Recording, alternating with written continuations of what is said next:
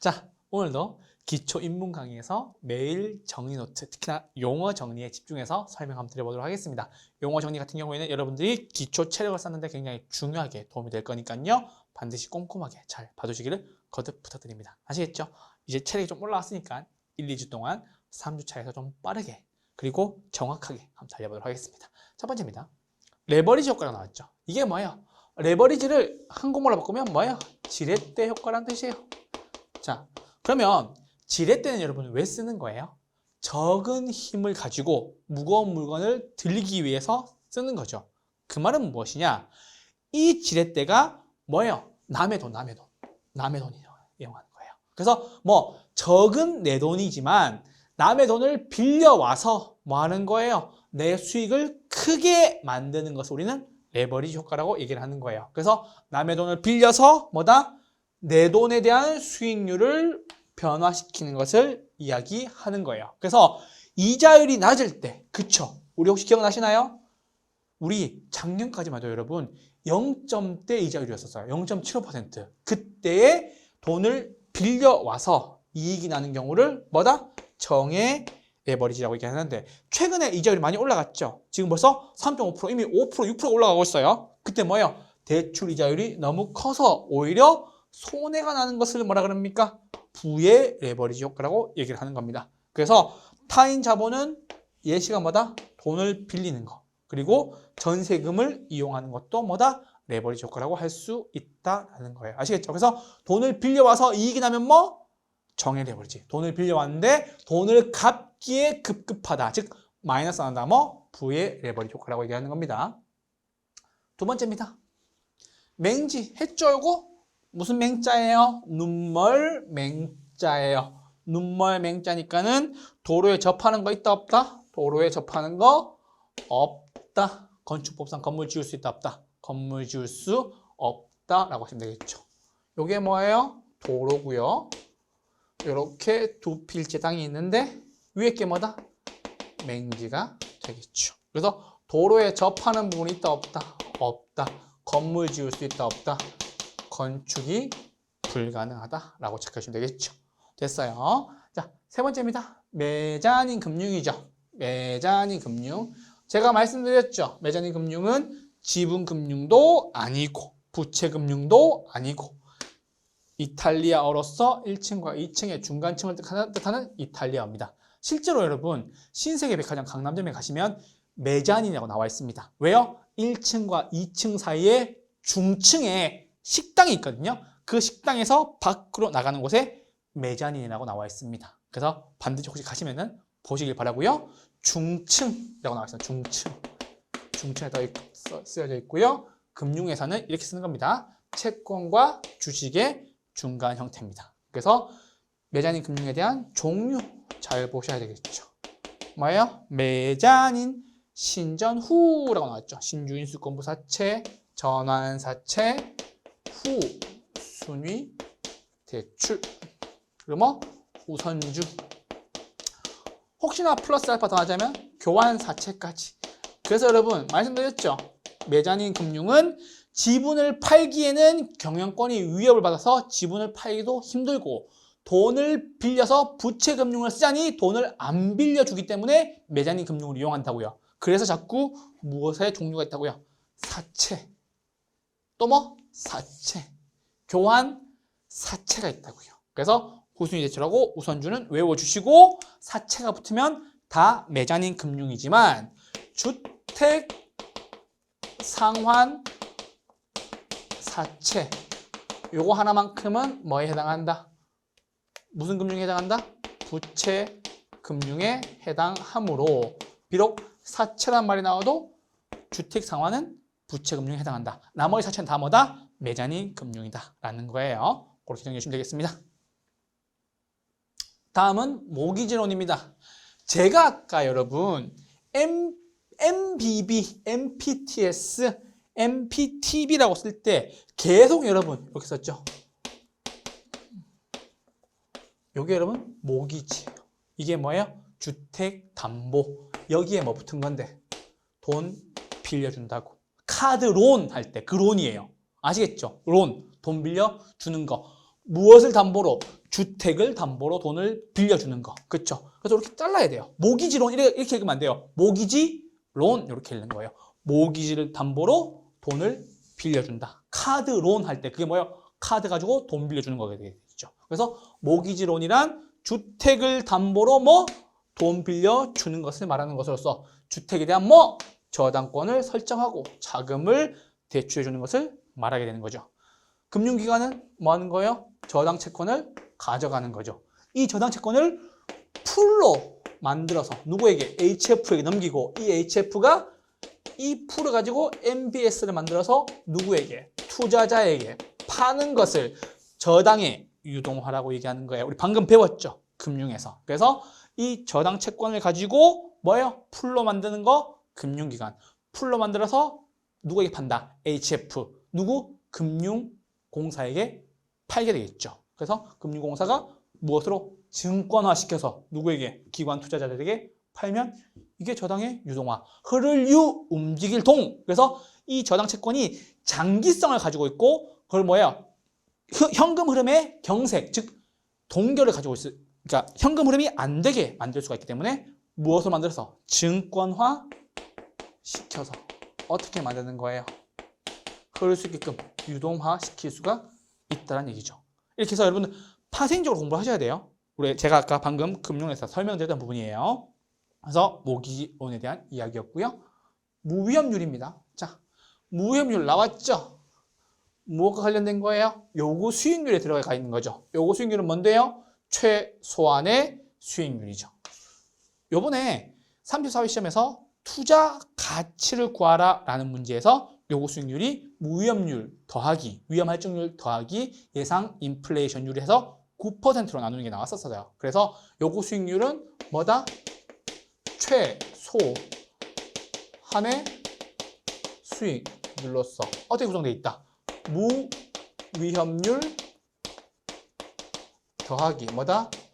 위험 할증률로 구성이 되어 있죠. 우리 시험에서는 예상 인플레이션율까지 더했더라고요. 그래서 무위험률은 뭐예요? 위험을 떠안지 않는 거. 뭐에 대한 대가? 시간에 대한 대가죠. 시간에 대한 대가라는 말이 무슨 말이에요? 시간이 지나면 자동으로 돈 벌게 되는 거. 뭐예요? 정기, 예금, 국채, 공채가 있겠네요. 그래서 무위험률은 뭐다? 국채의 이자율이나 정기, 예금을 의미하는 것으로서 시간이 지나면 당연히 보장되는 수익률을 말한다라는 거예요. 그게 뭐다? 무위험률이고요. 위험 할증률은 뭐예요?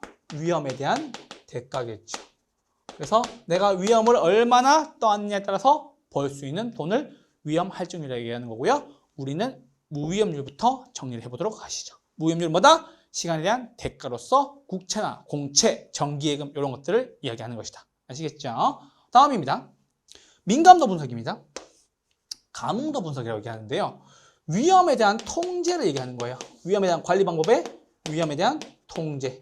위험 관리 방법 네 가지가 있죠. 뭐? 보통 회전, 위험의 보유, 위험의 통제, 위험의 회피, 위험의 전가. 그래서 보통 회전이 위험을 관리하는 네 가지 방식인데요. 민감도 분석은 뭐예요? 수익에 영향을 미치는 여러 요인들 중에서 하나의 요인이 변화함에 따라 수익이 어떻게 변하는지를 분석하는 방법입니다. 라는 건데 투입 요소 대비 무엇을 확인하는 거예요? 결과치를 보는 거죠. 그래서 제가 투자론 수업할 때 말씀드렸죠. 이렇게 꼬집는 게 뭐예요? 투입 요소. 아, 따거! 라고 반응한 게 뭐? 결과치. 그래서 여러분 이렇게 꼬집었을 때 아! 하고 약간 둔감하게 반응하는 사람들은 좀 덜 위험한 사람이고요. 이렇게 꼬집었을 때 이 사람이 이렇게 민감하게 반응하는 것들은 뭐예요? 통제할 필요가 있다. 그래서 위험에 대한 통제. 왜? 민감도가 큰 것들은 뭐예요? 민감도가 큰 것들은 위험에 대한 통제를 시행할 필요가 있다라고 말씀까지 드렸어요. 그래서 투자에 따른 위험을 뭐? 통제하기 위해서 나왔잖아. 통제하기 위해서 민감도가 가장 큰 요인을 집중 관리한다. 그렇죠? 그래서 꼬집었을 때 이 사람이 이렇게 민감하게 반응하는 사람들 어떻게 한다? 집중 관리한다는 얘기죠. 그래서 꼬집었을 때 아 그만해 아파라고 얘기하는 민감도가 좀 덜한 사람들은 괜찮은데 꼬집었을 때 이 사람이 나를 왜 꼬집는 거야? 이렇게 민감하게 반응하는 사람들 뭐 통제, 관리, 집중 관리하라는 뜻이에요. 아시겠죠? 그렇게 정리하시면 되겠습니다. 자, 법지입니다. 34회 시험에 빈지와 함께 나왔던 문제죠. 법지 뭐예요? 경사면. 법지에 대한 소유권 누구 건데? 위에 집. 그쵸? 그래서 법지는 소유권이 인정되지만 활용 실익이 거의 없는 토지이고요. 주택의 붕괴를 막기 위해서 경사, 즉 축대 같은 거 쌓아 놓는 거죠. 그래서 축대 같은 거 쌓아 놓는 거고요. 제가 위에 집, 아랫집 그렇게 있으면 요게 뭐다? 법지다. 주인은 누구 건데? 위에 집 거. 그쵸? 써먹을 때 있어요, 없어? 써먹을 때 없어요. 이 경사면을 어디다 써먹겠어요? 여기 뭐 심으면 다 쓸려 내려가지. 그래서 홍수나 그런 피해를 방지하기 위해서 축대 같은 의무만 있고요. 실익은 있다, 없다? 실익은 없다. 소유권이 있기 때문에 누구 건데? 위에 집 거. 아시겠죠? 언더 위에 집 겁니다. 우린 그걸 법지라고 얘기합니다. 34회 시험 3번 문제 첫 번째 지문의 답이었습니다. 다음입니다. 변이계수입니다. 변이계수는 변동계수라고도 이야기를 합니다. 그 말은 뭐냐면 기대 수익률 단위당 위험을 나타내는 것으로서 공식으로 표현하면 위험을 뭘로 나눈 것이다? 수익으로 나눈 것이다 라고 얘기하는 거예요. 위험은 뭐예요? 다른 말로 표준 편차라고 얘기를 하고요. 수익은 뭐예요? 당연히 평균이 되겠죠. 그래서 표준 편차를 평균으로 나눈 값, 위험을 수익으로 나눈 값. 그래서 기대 수익률 한 단위당 위험을 나타내면서 투자안의 위험성을 나타내는 것이 포인트라는 거예요. 그래서 변이계수법은요. 평균 분산 원리로 투자를 선택하지 못할 때, 이게 포인트예요. 평균 분산 원리로 투자를 선택하지 못할 때 뭐 쓴다고요? 변이계수를 통해서 쓴다고요. 높은 거 낮은 거? 낮은 게 좋겠다. 왜? 위험이 분자에 있으니까요. 뭐요? 낮은 투자안을 선택해라 라는 거가 되겠죠. 다음입니다. 보완제입니다. 자, 보완제. 우리는 보완제를 어디서 배웁니까? 수요의 교차 탄력성에서 배우는 거죠. 쉽게 설명드려보죠. 치킨 시키면 뭐 따라와야 돼요? 맥주 따라와야 되겠죠. 두 개 뭐? 보완제. 서로 효용을 높여주는 두 재와의 관계를 말하는 거예요. 뭐 많죠? 자동차와 가솔린, 주택과 택지, 키보드와 마우스는 다 보완 관계이죠. 따라서 보완 관계에 있는 거는요. 한 재와의 가격이 하락하여 다른 재와의 수요가 증가하면 다른 재와의 수요도 증가하게 된다. 수요가 같이 움직입니다. 가격과는 반대로 움직이는 거고요. 그래서 뭐예요? 수요의 교차 탄력성에서 플러스가 나오면 대체제, 마이너스가 나오면 뭐? 보완제라고도 설명을 드렸습니다. 왜? 가격과 수요의 관계니까요. 됐죠? 보완제였습니다. 자, 마지막입니다. 복합부동산입니다. 어렵지 않죠? 우리 부동산학 총론에 가시면 복합부동산과 무슨 부동산? 복합 개념의 부동산으로 나뉩니다. 복합부동산은요, 제가 주상 복합아파트라고 말씀드렸죠. 그래서 주거와 상업시설이 함께 결합되어 있다. 부동산이니까 무엇과 무엇이, 토지와 무엇이, 건물이 뭐가 됐다? 결합되어 있는 것이고요. 복합 무슨 부동산? 개념의 부동산이죠. 복합 뭐 개념의 부동산은 세 가지가 있죠. 이게 훨씬 더 중요하죠. 복합 개념의 부동산 세 가지 뭐? 법률적, 경제적, 기술적이 있고 법률 두 가지가 있죠. 뭐? 협의의 부동산과 뭐?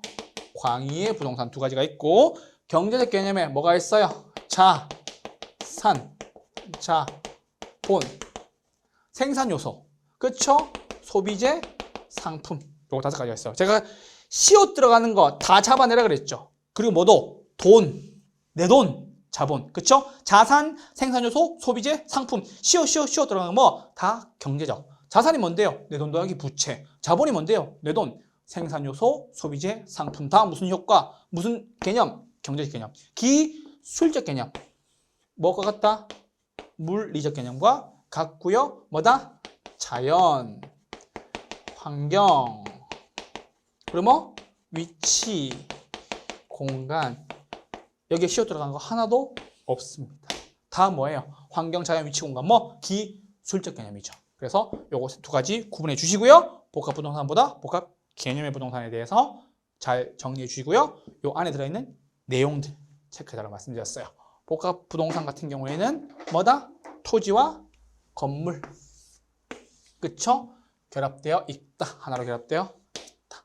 하나로 이루는 말을 뭐라고 한다? 복합 부동산이라고 얘기한다. 주상복합이라는 얘기를 들어보시면 아시겠죠? 그래서 주거시설과 상업시설이 하나로 결합되어 있다. 그 뜻이에요. 그래서 어려울 필요가 있다 없다? 없다라는 겁니다. 그래서 복합 부동산까지 해서 용어 정리 끝냈습니다. 용어 정리 통해서 잘 보시고요. 용어 정리 역시 여러분들이 부동산 학개론을 이해하시는데 조금 더 한 걸음 다가가실 수 있도록 활용하시기를 부탁드리겠습니다. 여기까지였고요. 한 주 동안 건강하시고요. 좀 날씨가 좀 추워지고 있어요. 건강 조심하시고 다음 주에도 웃는 얼굴로 그리고 복습이 잘 된 학개론으로서 뵙도록 하겠습니다. 한 주 동안 건강하시고요. 다음 주에 뵙겠습니다. 고맙습니다.